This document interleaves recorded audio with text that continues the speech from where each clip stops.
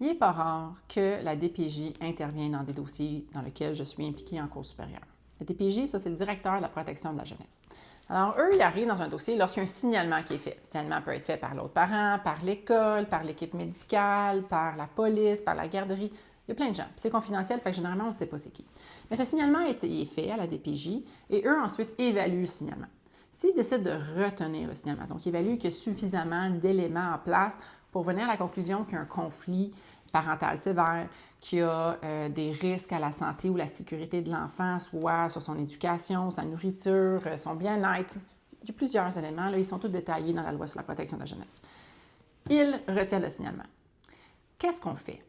Mon client, il me dit vite, vite, il faut aller en cour supérieure, il faut aller changer le jugement qu'on a pour venir enlever le temps parental de la mère, parce que dans ce dossier-ci, il y avait des recommandations faites là, que la mère avait des corrections à apporter.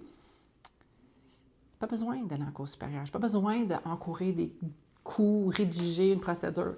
Quand la DPJ débarque au dossier puis retiennent le signalement, retiennent le rapport d'évaluation et que la compromission est contestée, par exemple, fait qu'on n'a pas fait des mesures volontaires avec eux, on va aller en Chambre de la jeunesse. Il y aura un juge de la Cour du Québec, Chambre de la jeunesse, qui va venir se pencher sur les modalités qui sont demandées par la DPJ pour venir mettre fin à la compromission.